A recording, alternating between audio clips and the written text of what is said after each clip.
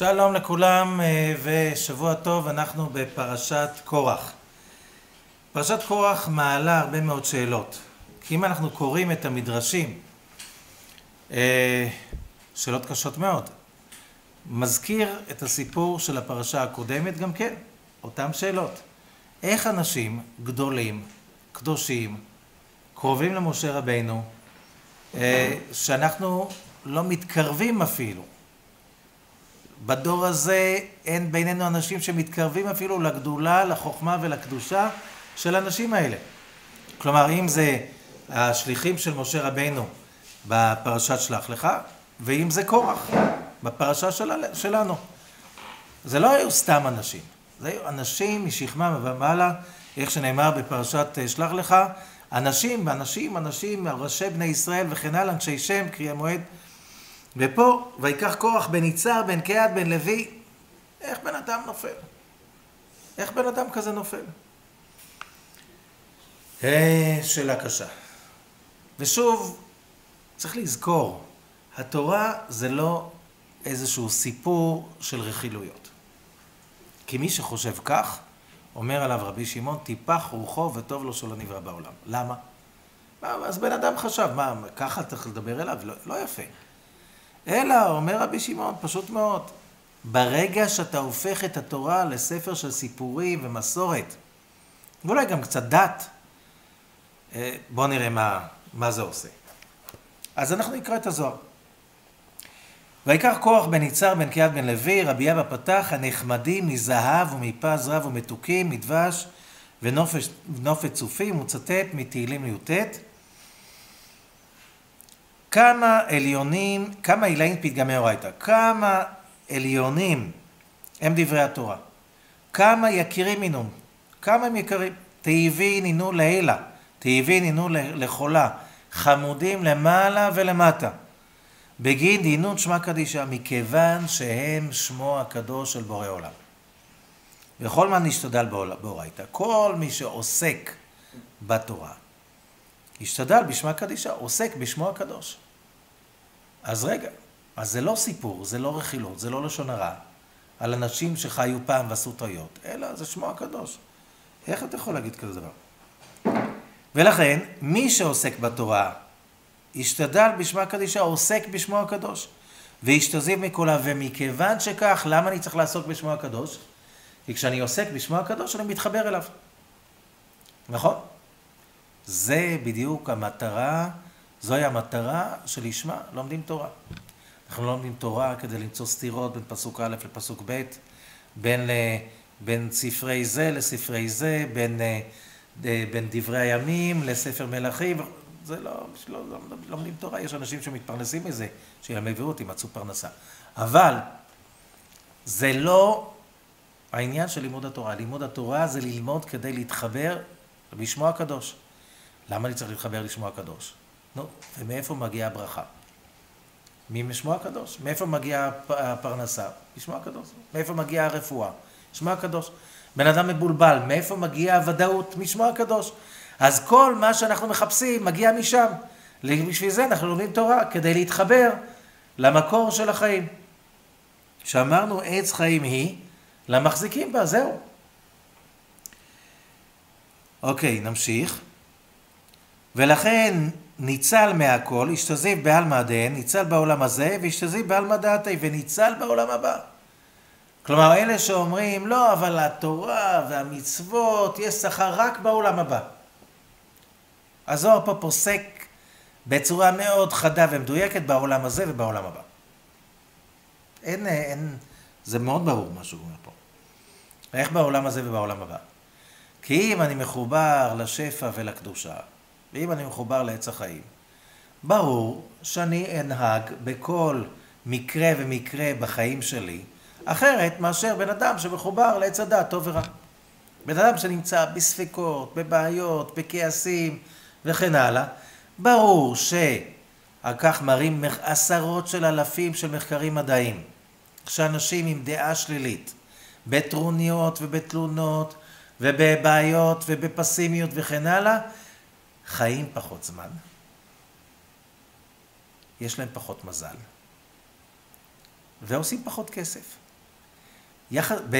סטטיסטית, מאשר אנשים שמאמינים בטוב, שחיים יותר, חולים פחות, וכן הלאה וכן הלאה. כלומר, מה אנחנו לומדים מזה? שכאשר האדם לומד תורה כדי להתחבר לעץ החיים, ואז כתוצאה מזה הוא בן אדם יותר אופטימי, יותר חיובי וכן הלאה, ברור, מדעית, שהוא יהיה יותר בריא, יותר בר מזל, יחיה יותר שנים ויהיה יותר מאושר. נורא פשוט. זה העולם הזה והעולם הבא. ממש ברור. ברור שבעולם הזה יש שכר מיידית. ואם לחיות יותר שנים, בממוצע, סטטיסטית, ושיש לך יותר מזל, ואתה עושה יותר כסף, ואתה יותר בריא, זה לא שכר בעולם הזה, אז תגיד לי מה זה שכר בעולם הזה. ובעיקר שיש לך מצב רוח טוב. זה שכר בעולם הזה, במיידית. ומי שלא מסכים עם זה, אני לא יודע אם הוא מבין בכלל מה זה לחיות. לא יודע. אולי הבן אדם אולי הוא שייך לאותם אנשים שהזוהר אומר, פרשת נשוא ושלח לך, שהם עסוקים כל כך במה אסור ומה מותר, שהם עדיין בעץ הדעת טוב ורע, והם לא מתחברים לעץ החיים. ואפילו שלא לומדים תורה. אוקיי. לכן אמרו תחזי, בורא כל מאן דשתדל באורייתא, כל מי שעוסק בתורה, אחיד באילנא דאחי, מתחבר לעץ החיים. כיוון דאחיד בי בכל האחיד. מכיוון שהוא מחובר לעץ החיים, הוא מחובר ומתאחד עם הכל. דכתיב עץ חיים מן המחזיקים בה. שוב, הזוהר רוצה שלא יהיה פה שום ספקות. רבי יצחק אמר, כל מאן דשתדל באורייתא, חירו אית ליה מכולה. כל מי שעוסק בתורה, יש לו חירות מהכל. מה זה חירות מהכל? חירות ממיתה. כמה דאמרן בגין דחירו עלי שריה. כלומר, יש לו חירות ממוות. איך יכול... מה, אין אנשים שלומדים תורה ומתים? אנשים לומדים תורה ומתים. אלא, שלמה זה מוות?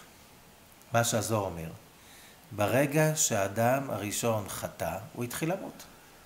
ולכן כל פעם, במשך היום, שאנחנו נבהלים, נופלים ברוחנו, נעלבים, נפגעים, מתפחדים, אנחנו באותו רגע מתנתקים מחי החיים ומתחברים למוות. ואז אנחנו מתים קצת. מה זה אומר? שאדם, איך שהיא מנסה לתאר את זה בצורה קצת יותר פשוטה, שאדם כל יום ויום שהוא לא מתאחד בעץ החיים, אז הוא חווה מוות עוד פעם ועוד פעם ועוד פעם. זה צלצל, זה לא צלצל. זה חייך, זה לא חייך. זה טוב לו, זה לא טוב לו, וכן הלאה וכן. כל דבר גורם לנו איזה כאב, או איזה מבוכה, או איזה נפילה. באותו רגע אספתי עוד נקודות של מוות. כשבן אדם אוסף איזה כמות קריטית של נקודות מוות, הוא מת. אז הזוהר אומר, מתעוררת נקודת המנעולה ונועלת לו את החיים. מי עשה את זה? כלומר, אם האדם מחובר לעץ החיים, באמת, אז הוא לא נבהל כל כך, הוא לא נעלב כל כך, הוא לא נפגע כל כך. אם משהו לא קורה כמו שהוא ציפה, אז זה לא מרגיז אותו, זה לא מעצבן אותו, זה לא... הוא אומר, גם זה לטובה, גם זאת לטובה. התחברת לעץ החיים, אתה פשוט מת פחות. כלומר, זה לא שמישהו נענש במוות כי הוא עשה איזו עבירה, אלא עצם זה שאדם לא מחובר לעץ החיים, העונש הוא יומיומי, יום, שעה, דקה. שהבן אדם מתייסר שוב ושוב ושוב בכוח של המוות, כי הוא נכנע לזה. אבל אם הוא מחובר לעץ החיים, הוא מתגבר על זה. ואילו ישראל מתעטרים באורייתא, אם ישראל היו מתעטרים בתורה, אילו היו. מה זה מתעטרים בתורה? מה זה מתעטרים? שמים כתר. ומה זה כתר? לחתר זה לסובב, זה להיות סיבה. אם כל פעולה וכל מחשבה שלנו היא תמיד ממקום של דעת תורה ודרך תורה, אז ברור שאנחנו מסתכלים על כל דבר אחרת. כל דבר נראה אחרת. למה? כי ברגע שאתה מסתכל על זה ממקום של עץ החיים, זה נראה אחרת. אוקיי? ועל כך דיברנו בשבוע שעבר. המרגלים נהיו מרגלים ונפלו ודיברו רעה, כי פשוט הם ניתקו מעץ החיים. ואז כל מה שמראו בארץ, סימן רע. כשבן אדם יחליט שזה רע, הכל יהיה רע. ברגע שמישהו נמצא בשידוך, גישה, שידוכים, הוא כבר לא סובל אותה. עכשיו, כל מה שהיא תגיד, זה יהיה סימן שזה לא זה. הכל יהיה סימן שזה הוא כבר, כי הוא כבר החליט. ברגע שהחלטת, זהו, נגמר. כל מה שהיא תגיד, כל תנועה והכל. ואם החלטת שזה זה, כל תנועה, כל מילה, וואו, איזה מדהים.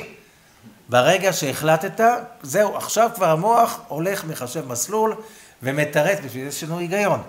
אחרי שהחלטתי, ההיגיון מסביר למה החלטתי נכון. לא משנה מה, שני אנשים יחליטו על אותו דבר, אחד יחליט שזה רע, אחד שזה טוב, כל אחד יביא לך את אותם דברים בתור זה הוכחה ניצחת, שזה מחזק את מה שאני חשבתי.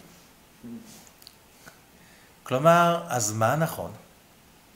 רק ברגע שאדם מאמן את נפשו ואת רוחו ואת נשמתו ואת השכל שלו ואת הלב שלו, להיות מחובר לעץ החיים לתורה, רק אז הוא יוכל לראות את האמת. בלי זה, שקר, שקר כל היום.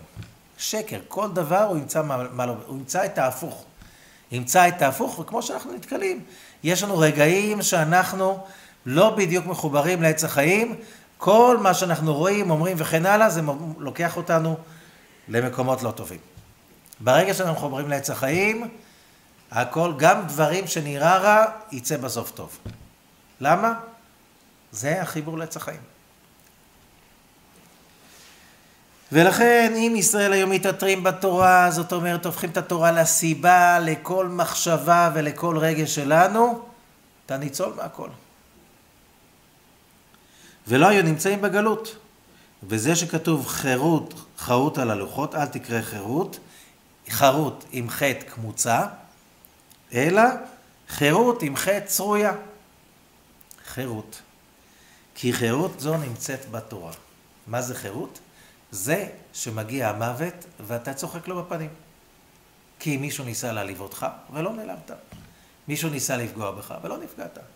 משהו קרה לא כמו שתכננת, זה לטובה. כנראה שלא היה צריך לקרות. באותו רגע אני עכשיו מחובר לחיים. המוות לא יכול לגעת בי. זה חירות. זה בן חורין אמיתי. מי שנניח יש לו כסף וזהב וכבוד וצבא ולא משנה מה, אבל הוא פחדן, הוא עכשיו בן מוות. ולמה? כי הוא עבד. למה? הוא עבד של המוות. כל פעם שהמוות רק מתנדנד לידו, הוא כבר מתנדב למות עוד קצת. לכן אנחנו יכולים לראות היום, בהיסטוריה של היום, אתה רואה, מנהיג של מדינה ענקית שיש לה צבא אדיר. כולם מעליבים אותו, דורכים עליו, מנצלים אותו. למה? כי הוא עבד. מתחלף למנהיג אחר שחושב שמה, אנחנו צבא אדיר ואנחנו אף אחד לא, ולא נותן לאף אחד להעליב אותו, עכשיו נהיה מלך. ומה ההבדל? זה אותו צבא, אותו עוצמה, אותו כוח. רק מה? זה חושב כמו עבד וזה חושב כמו מלך.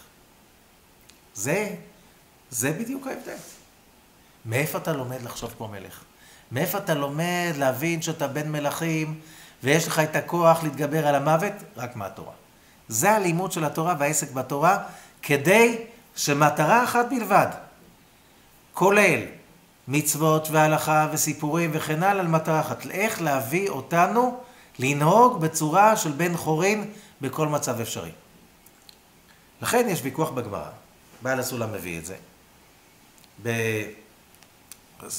בהקדמת עמוד 10 ספירות.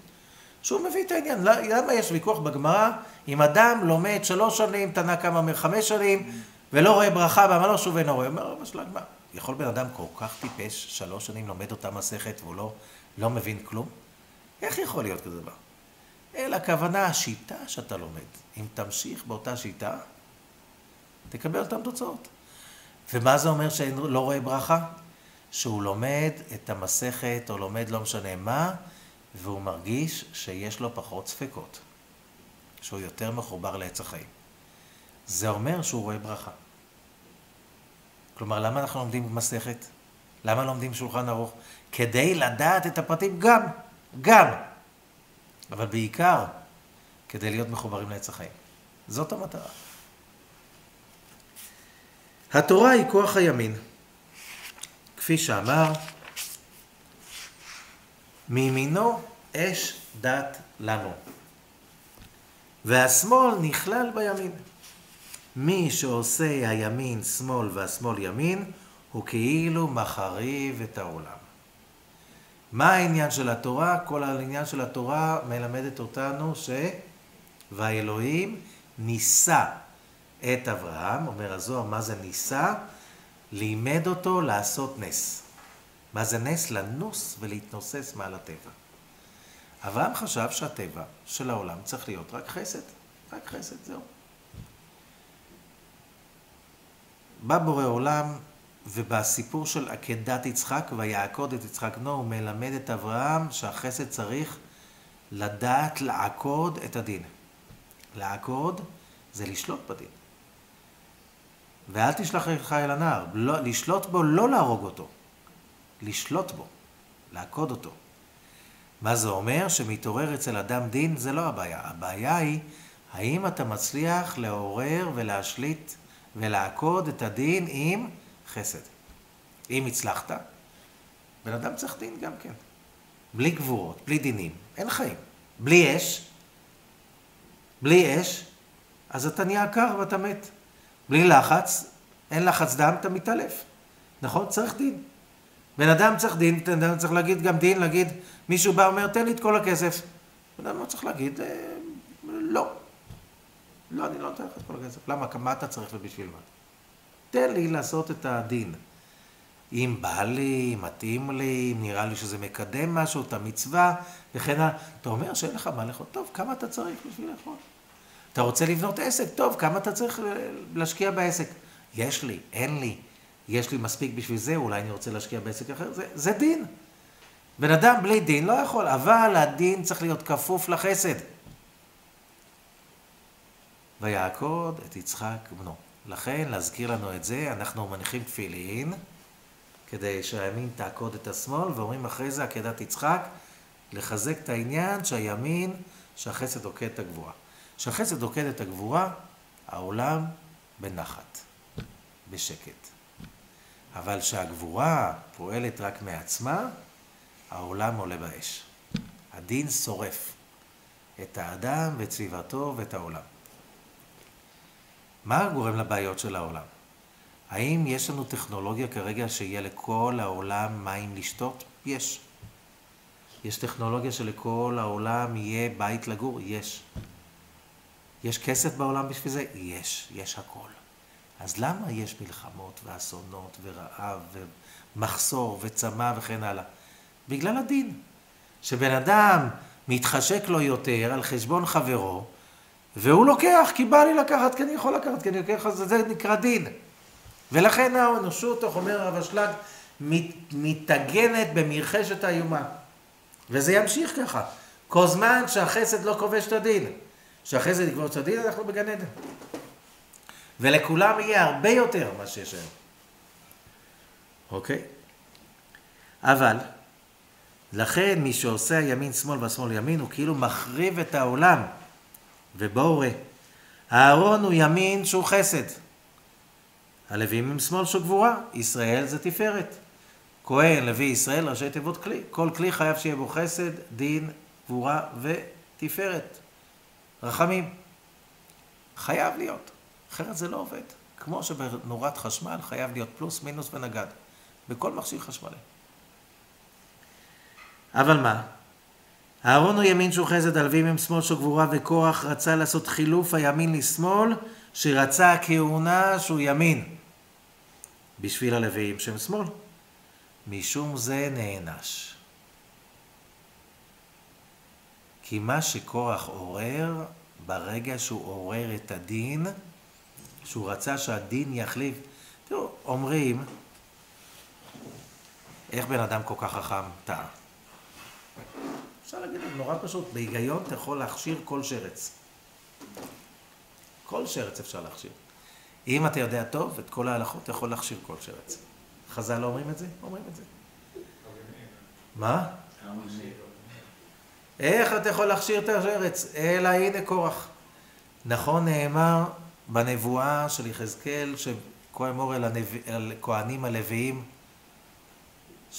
והפירוש הוא שבגמר התיקון, אחרי ביאת המשיח, הלוויים יהיו הכהנים.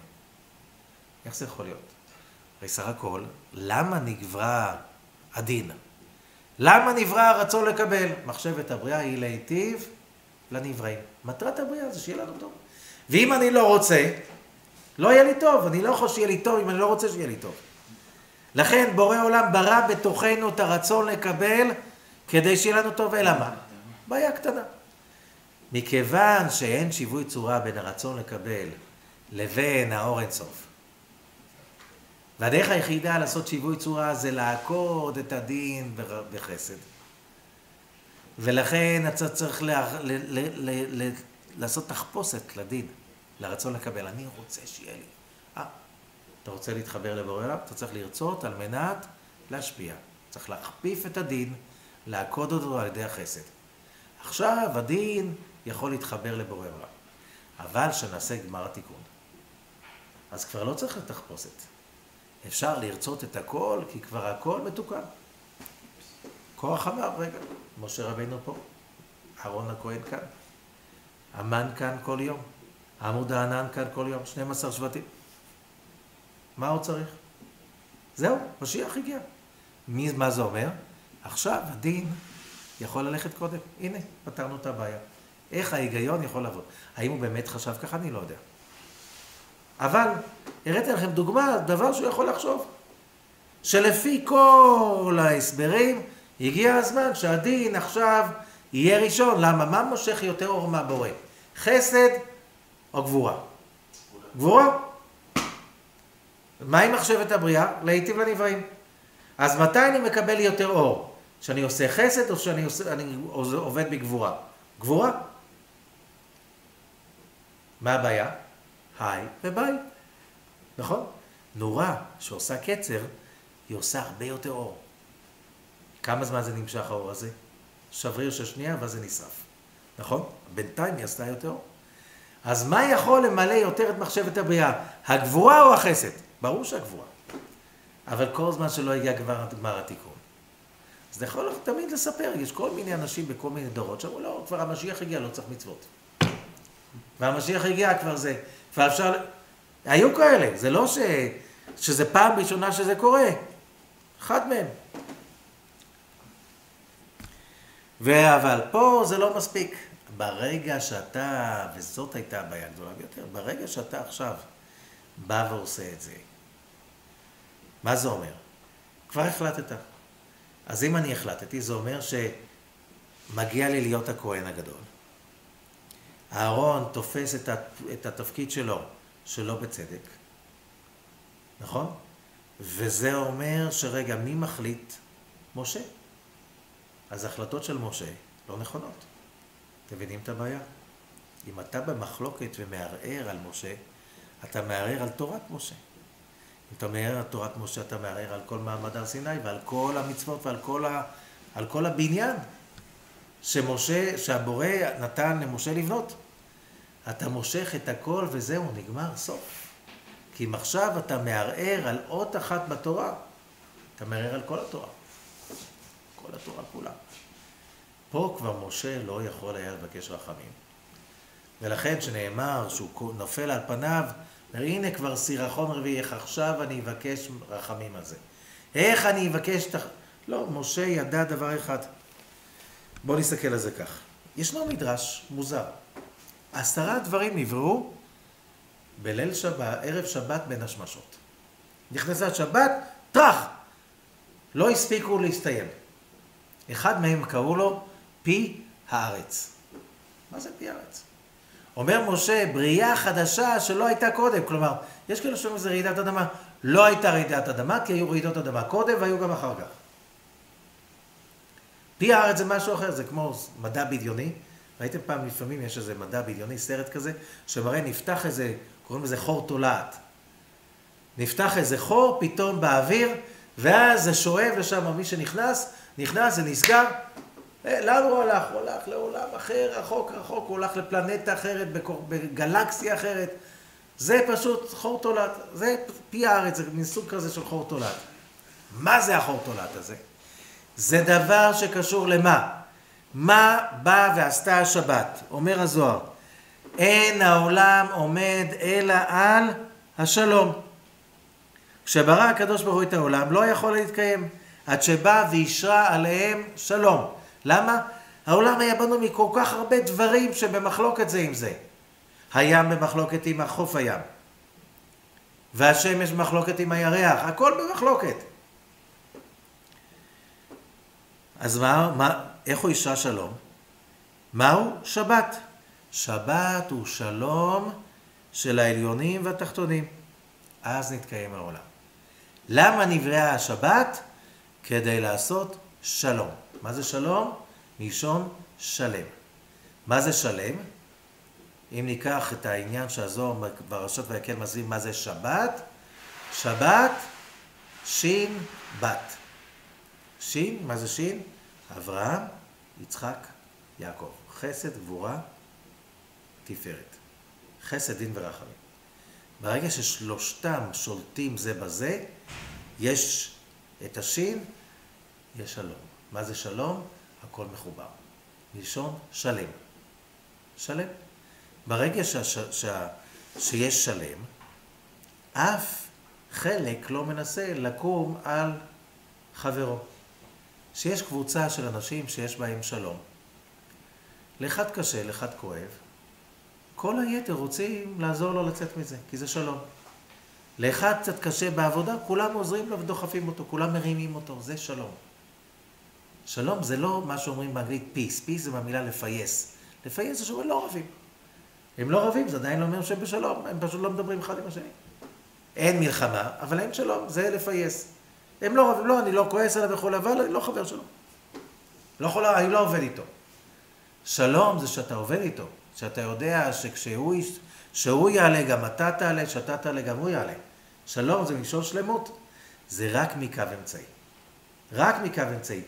מה זה קו אמצעי? זה השלום. אבל, כאשר בא קורח במחלוקת והוא חלק על השלום, למה הוא בא במחלוקת? כל המהות שלו נהייתה מחלוקת. הוא חלק על השלום. ושהוא חלק על השלום, מה השקיט את פי הארץ? השבת. ברגע שאתה לוקח ומוציא את השלום מהעולם, אתה מעורר את מה שהשבת השקיטה והביאה לו מנוחה. לכן כשמשה אומר, איך הוא אומר את זה? בריאה חדשה. אם כמות כל האדם, נכון? אם כמות כל האדם ימותו נעלה, ופקודת כל האדם ייפקד עליהם, לא השם שלחני. ואם בריאה יברא השם, ופצתה האדמה את פיה ובלעה אותם. מה זה פצתה את פיה? ראיתם את הפה של האדמה? לפעמים רואים רעידת אדמה, אז רואים שנהיה בקע. זה לא פה. זה לא פה. אוקיי? זה בקע. זה פה. פי הארץ. שנאמר, כמו חור תולעת, זה שאב, שאם הייתה שכינה של עדת קורח, ששאלה מחט מחברתה, וזה היה אצלה, כאשר הם נבלעו בפי הארץ, המחט הזאת נשאבה אל פי הארץ גם כן. זה שאב, זה לא רעידת אדמה שעושה בקע, וזה לא פגע באף אחד אחר. רעידת אדמה כל כך חזקה, זה יכול היה לפגוע באחרים? לא, לא פגע בה, אף אחד לא הרגיש את זה, רק הם נשאבו. זה אותו פי הארץ שנברא, והשבת הביאה לו מנוחה. ברגע שקורח חלק על השלום, משה אמר, עם קורח, אם אתם הייתם יודעים מה שקורח עשה. קורח פשוט הוריד את המכסה מעל פי הארץ. ולכן, חכם גדול מנביא, זה כאילו נביא. מה שיקרה, אתם תראו בריאה חדשה. משהו שעוד לא ישתחרר לעולם, מששת ימי בראשית. זה יבלע אותם, ולא נודע כי בא אל קיבו. זה מה שמשה ראה. איזה עוצמה של דין, מה היה אבל המזל שלנו, שזה בלע רק את קורח ואת עדתו, והשאיר את כל היתר בלי פגע. במקרה שלנו, רוב העם לא הלך במחלוקת, ולכן רוב העם ניצל. רק מי שהלך עם קורח, הוא שנשאב אל פי הארץ. רק מי שחלק על השלום, מי שהיה מוכן להיכנס במחלוקת הזאת. אתם יודעים שיש מחלוקת בבית, בקהילה, בעבודה, אין כבר כלום, אתה רואה רק את המחלוקת. אי אפשר לישון, אי אפשר לאכול, אי אפשר לדבר, אי אפשר להתפלל, אי אפשר ללמוד, אי אפשר להתרכז. לכן אנשים צריכים לברוח ממחלוקת כמו מישקיהו. מי שנמצא במחלוקת שיבין שאין רעה יותר חולה מזה. קורח הלך במחלוקת, מהו מחלוקת? הרחקה ודיחוי. הרחקה ודיחוי של למעלה ומטה, הוא מי שרוצה לדחות תיקון העולם, כי שלום זה תיקון העולם. יהיה נאבד מכל העולמות. ומחלוקת היא הרחקה ודיחוי של השלום, ומזה אנחנו צריכים להיזהר, כמה שיותר להיזהר, ואיך שהשלום, ובעיקר, הלל אומר, הווה מתלמידיו של אהרון, אוהב שלום ורודף שלום. אהרון המשיך, ודרכו של קורח לא המשיכה. כן, יש כאלה עדיין שמנסים מדי פעם להיכנס לעניין, ובכל דבר להכניס מחלוקת. מזה צריך להתרחק. כי רק נפגעים מזה, כי הדבר שהמחלוקת מעוררת, זה לא משהו שאנחנו רוצים אותו בחיים שלנו. שבוע טוב ובהצלחה לכולם, ולהבין שזה מסר שכל אחד מאיתנו יכול ליפול, עם כוח נפל, כל אחד יכול ליפול. והבא להיטמע מסייעים בידו, ואז הוא קיבל כוחות אדירים, והוא נכשל. כי למחלוקת אין המשכיות. שבוע טוב וחודש טוב.